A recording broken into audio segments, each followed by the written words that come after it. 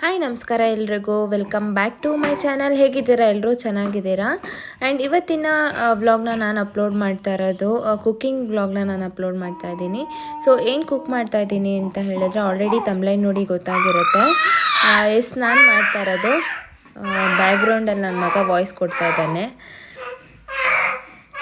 ಸಾಕು ಮನೆ. ಸೊ ನಾನು ಮಾಡ್ತಾಯಿದ್ದೀನಿ ಎಗ್ ರೈಸ್ ಮಾಡ್ತಾಯಿದ್ದೀನಿ. ಸೊ ನನ್ನ ಸ್ಟೈಲಲ್ಲಿ ನಾನು ಹೇಗೆ ಎಗ್ ರೈಸ್ ಮಾಡ್ತೀನಿ, ಹಾಗೆ ಎಷ್ಟು ಟೇಸ್ಟಿಯಾಗಿರುತ್ತೆ ಅಂದರೆ ನೀವು ಒಂದು ಸಲ ಫುಲ್ ವಿಡಿಯೋನ ನೋಡಿ. ಈ ವಿಡಿಯೋ ನಿಮಗೇನಾದರೂ ಇಷ್ಟ ಆಗಿದ್ದರೆ ಲೈಕ್, ಶೇರ್ ಆ್ಯಂಡ್ ಕಮೆಂಟ್. ಯಾರು ಇನ್ನೂ ನನ್ನ ಚಾನಲ್ನ ಸಬ್ಸ್ಕ್ರೈಬ್ ಮಾಡ್ದಿರಾ ನೋಡ್ತಾ ಇದ್ದರೆ ಪ್ಲೀಸ್ ಹೋಗಿ ಸಬ್ಸ್ಕ್ರೈಬ್ ಮಾಡ್ಕೊಳ್ಳಿ. ಫಸ್ಟು ನಾನೊಂದು ಬಾಣಲಿಗೆ ಆಯಿಲ್ ತೊಗೊಂಡಿದ್ದೀನಿ. ಸ್ವಲ್ಪ ಆಯಿಲ್ ಜಾಸ್ತಿ ಹಾಕಿದ್ರೆ ಟೇಸ್ಟ್ ಚೆನ್ನಾಗಿರುತ್ತೆ ಎಗ್ ರೈಸ್ಗೆ. ಸೊ ನಾನು ಫಸ್ಟು ಏನು ಕಟ್ ಮಾಡ್ಕೊಂಡಿದ್ದೀನಿ ಆ ಇಂಗ್ರೀಡಿಯೆಂಟ್ಸ್ನೆಲ್ಲ ಆ್ಯಡ್ ಮಾಡ್ತಾಯಿದ್ದೀನಿ. ಚಿಲ್ಲಿ ಒಂದು ಖಾರಕ್ಕೆ ಎಷ್ಟು ಬೇಕೋ ಅಷ್ಟು ಒಂದು 3-4ನ ಕಟ್ ಮಾಡ್ಕೊಂಡಿದ್ದೀನಿ. ಹಾಗೆ ಒಂದು ಅರ್ಧದಷ್ಟು ಕ್ಯಾಪ್ಸಿಕಮ್ನ ಹಾಕಿದ್ದೀನಿ. ನಾನಿಲ್ಲಿ ಕ್ಯಾಬೇಜ್ನ ಜಾಸ್ತಿ ಹಾಕ್ತಾಯಿದ್ದೀನಿ. ಚಿನ್ನಿ ಸಾಕು. ಕ್ಯಾಬೇಜ್ನ ಸ್ವಲ್ಪ ಜಾಸ್ತಿ ಹಾಕ್ತಾಯಿದ್ದೀನಿ. ಏನಕ್ಕಂದರೆ ಅದು ಸ್ವಲ್ಪ ಫ್ರೈ ಆದಮೇಲೆ ಕಮ್ಮಿ ಥರ ಕಾಣಿಸುತ್ತೆ. ಹಾಗೆ ಎಗ್ ರೈಸಲ್ಲಿ ತಿನ್ನಬೇಕಾದ್ರೆ ಕ್ರಿಸ್ಪಿಯಾಗಿ ಚೆನ್ನಾಗಿರುತ್ತೆ ಅಂತ ನಾನೊಂದು ಸ್ವಲ್ಪ ಜಾಸ್ತಿ ಕ್ಯಾಬೇಜ್ನ ಆ್ಯಡ್ ಮಾಡ್ತಾಯಿದ್ದೀನಿ. ಈ ಮಿಕ್ಸ್ಚರ್ ಏನಿದೆ ಇದನ್ನು ಒಂದು 5-10 ಮಿನಿಟ್ಸು ರೋಸ್ಟ್ ಆಗೋದಕ್ಕೆ ನಾನು ಬಿಡ್ತೀನಿ. ಆಲ್ಮೋಸ್ಟ್ ಒಂದು ಏನಿದೆ ಕ್ವಾಂಟಿಟಿ ಇಷ್ಟು ಕಾಣಿಸೋದಿಲ್ಲ. ರೋಸ್ಟ್ ಕ್ಲೀನಾಗಿ ಆದಮೇಲೆ ಒಂದು ಸ್ವಲ್ಪ ಬೆಂದಾದಮೇಲೆ ಕ್ವಾಂಟಿಟಿ ಲೋನೇ ಅನಿಸುತ್ತೆ.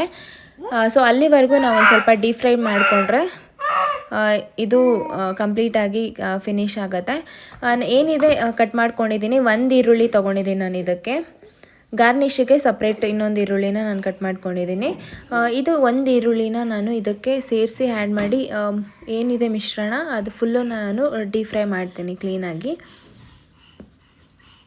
ಇದು ಕಂಪ್ಲೀಟಾಗಿ ಡೀಪ್ ಫ್ರೈ ಆಗೋ ಅಷ್ಟರಲ್ಲಿ ನಾನು ಇನ್ನೊಂದು ಕಡೆ ಬಾಣಲಿಗೆ ನಾನು ಎಗ್ನ ಸಪ್ರೇಟಾಗಿ ಫ್ರೈ ಮಾಡ್ಕೊತೇನೆ. ಸೊ ನಿಮಗೆ ಬೇಕಂದರೆ ಇದ್ರ ಜೊತೆನೇ ಎಗ್ನ ಆ್ಯಡ್ ಮಾಡ್ಕೋಬೋದು. ಬಟ್ ನಾನು ಸಪ್ರೇಟ್ ಏನಕ್ಕೆ ಮಾಡ್ತಾಯಿದ್ದೀನಿ ಅಂದರೆ ಸೊ ರೈಸ್ ಜೊತೆ ತಿನ್ನಬೇಕಾದ್ರೆ ಎಗ್ ಅಷ್ಟು ಕ್ಲೀನಾಗಿ ಸಿಗೋದಿಲ್ಲ ಅನ್ನೋ ರೀಸನ್ಗೆ ನಾನು ಅದನ್ನು ಸಪ್ರೇಟಾಗಿ ಡೀಪ್ ಫ್ರೈ ಮಾಡ್ಕೊತೀನಿ ಎಗ್ನ. ಅದು ನಾನು ವಿಡಿಯೋ ಕ್ಯಾಪ್ಚರ್ ಮಾಡೋಕ್ಕಾಗಲಿಲ್ಲ. ಏನು ಮಾಡ್ಕೊಂಡಿದ್ದೀನಿ ಅಂತ ಹೇಳಿದ್ರೆ ಒಂದು ಬಾಣಲಿಗೆ ಜಿಂಜರ್ ಗಾರ್ಲಿಕ್ ಪೇಸ್ಟು, ಆಯಿಲು ಸ್ವಲ್ಪ ಹಾಕಿ ಅದನ್ನು ಫ್ರೈ ಮಾಡಿಕೊಂಡು ಅದ್ರ ಜೊತೆಗೆ ಎಷ್ಟು ಎಗ್ ಬೇಕಾಗುತ್ತೋ ನಾನು 5 ಎಗ್ಸ್ನ ಆ್ಯಡ್ ಮಾಡಿದ್ದೀನಿ. ಸೊ ಅಷ್ಟು ಎಗ್ಗನ್ನ ಆ್ಯಡ್ ಮಾಡಿಬಿಟ್ಟು ಕ್ಲೀನಾಗಿ ಅದನ್ನು ರೋಸ್ಟ್ ಮಾಡಿಕೊಂಡು ಏನಿದೆ ಇದು ಅಷ್ಟರಲ್ಲಿ ಫ್ರೈ ಆಗಿರುತ್ತೆ. ಅದಕ್ಕೆ ಆ ಎಗ್ ರೋಸ್ಟ್ನ ಇದಕ್ಕೆ ಮಿಕ್ಸ್ ಮಾಡಿ ಒಂದು 2-3 ಮಿನಿಟ್ಸು ರೋಸ್ಟ್ ಮಾಡಿದ್ರೆ ಸಾಕು. ಕಂಪ್ಲೀಟಾಗಿ ಇದು ರೋಸ್ಟ್ ಆಗಿರುತ್ತೆ ಎರಡೂ.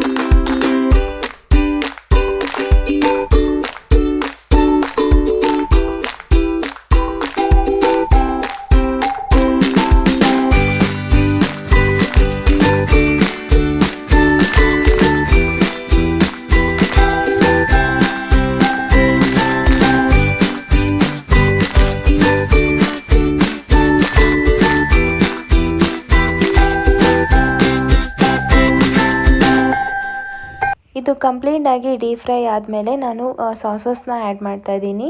ನಾನು ಮೊದಲಿಗೆ ಆ್ಯಡ್ ಮಾಡ್ತಾ ಇರೋದು ಗ್ರೀನ್ ಚಿಲ್ಲಿ ಸಾಸು, ಹಾಗೆ ರೆಡ್ ಚಿಲ್ಲಿ ಸಾಸು, ಹಾಗೆ ಸೋಯಾ ಸಾಸು 3 ಸಾಸ್ನ ಆ್ಯಡ್ ಮಾಡ್ತಾಯಿದ್ದೀನಿ. ಅದು ಎಕ್ಸ್ಟ್ರಾ ಬೇಕಂದರೆ ನೀವು ಟೊಮೆಟೊ ಸಾಸ್ನ ಆ್ಯಡ್ ಮಾಡ್ಕೋಬೋದು, ಅದು ಆಪ್ಷನಲ್ಲು. ಸೊ ಇದು 3 ಸಾಸ್ನ ಆ್ಯಡ್ ಮಾಡಿಬಿಟ್ಟು ಅದ್ರ ಜೊತೆಗೆ ನಮಗೆ ಖಾರಕ್ಕೆ ಎಷ್ಟು ಬೇಕೋ ಅಷ್ಟು ಚಿಲ್ಲಿ ಪೌಡರ್ನ ಆ್ಯಡ್ ಮಾಡಿಕೊಂಡು ಮೊದಲಿಗೆ ನಾನು ಚಿಲ್ಲಿನ ಫ್ರೈ ಮಾಡ್ಕೊಂಡಿರೋದ್ರಿಂದ ಸೊ ನಮಗೆ ಎಷ್ಟು ಬೇಕಾಗುತ್ತೋ ಖಾರಕ್ಕೆ ಅಷ್ಟು ಚಿಲ್ಲಿ ಪೌಡರ್ನ ಆ್ಯಡ್ ಮಾಡ್ಕೊಬೇಕು. ಹಾಗೆ ರುಚಿಗೆ ಎಷ್ಟು ಬೇಕೋ ಅಷ್ಟು ಸಾಲ್ಟ್ನ ಆ್ಯಡ್ ಮಾಡಿ ಗರಂ ಮಸಾಲ ಏನಿದೆ ಮಸಾಲ ಐಟಮ್ಸು ಗರಂ ಮಸಾಲ ಹಾಗೆ ನಾನು ಸ್ವಲ್ಪ ಪೆಪ್ಪರ್ ಪೌಡರ್ನು ಆ್ಯಡ್ ಮಾಡ್ತಾಯಿದ್ದೀನಿ.